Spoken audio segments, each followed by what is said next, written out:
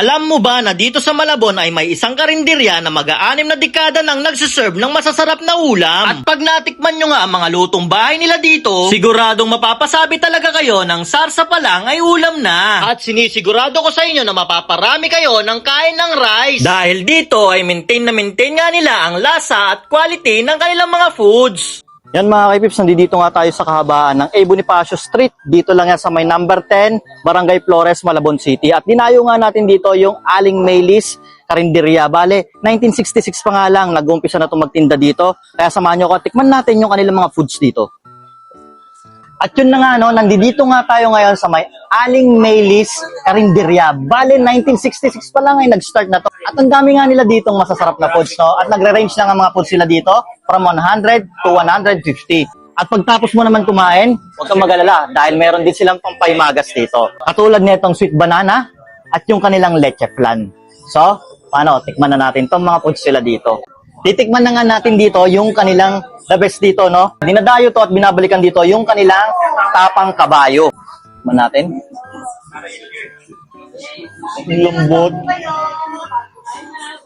Sulit yung tapang kabayo nila dito. Ang lambot, yung alat niya, tamang-tama na nakakapit dun sa meat niya.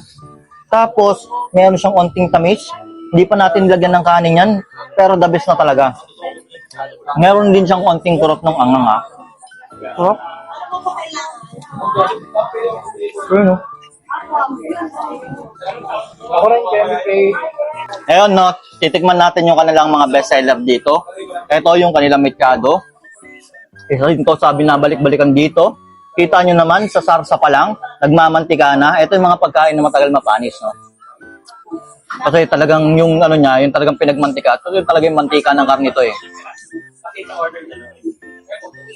Sarap. Sarap na mechado nila dito. Guys, sa presyo niya, hindi na kayo lugi. Kasi ang dinamnam talaga ng pagkain nila dito. Ito yung mga pagkain na hindi mo pagsisisihan pag kinain mo. Kasi sa ano pa lang yung lasa talaga, worth it naman talaga siya sa price niya. Sarap. Yun, oh.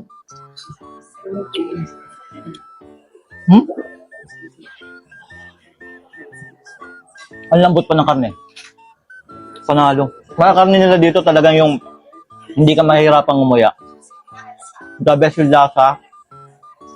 Malinamnam kahit yung pagdating mo talaga nanunuot yung linamnam niya doon sa loob ng karne. Ito daw isa to sa the best dito. Ito yung crab omelette. Tingnan mo. Tignan nyo naman kung gaano kakapal. Tingnan natin, hindi na natin lalagyan ng sausawan, ha. Hindi ko alam kung may sausawan to dito, nilalagyan nila ng sausawan. Pero subukan natin ng walang sausawan, no?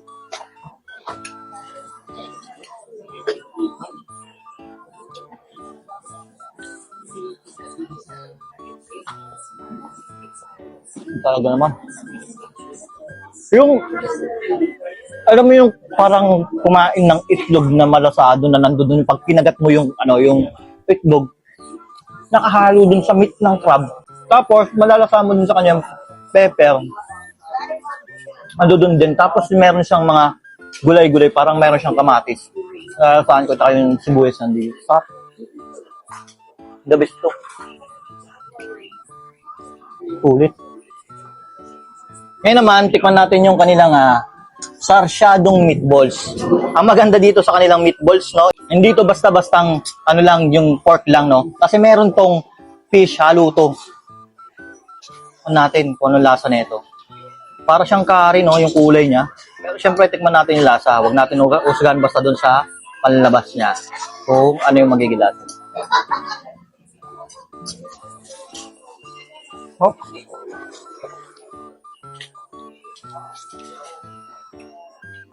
Siguro dito, dalawang kanin ka dito, eh, kahit yung sa sarsa pa lang, ulam na.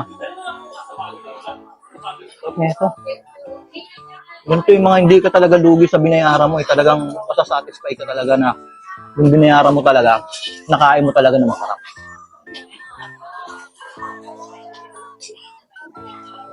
At kung mahilig ka naman sa mga seafoods, tapos may onting karne, ito, yung the best dyan.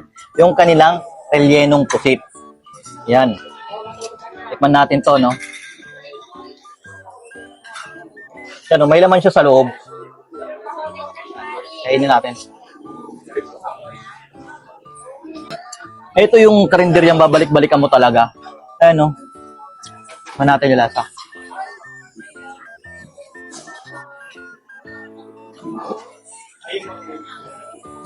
Parang kumain ng rellenong bangus. Parang pagkakaiba lang. Kasi siyempre, yung meat ng, ng pusit, medyo ano siya, di ba? Medyo makakunat. Pero yung lasa niya, the best talaga. Ito yung rellenong pusit. Kasi kasamayan sa nakita natin yung rellenong pusit yung iniihaw.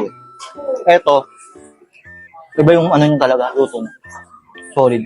Solid siya pang ulam. So yun, no, sa mga gustong food trip ng ganitong foods, solid dito, no. Open nga pala sila dito ng 10 a.m. to 9:30 p.m.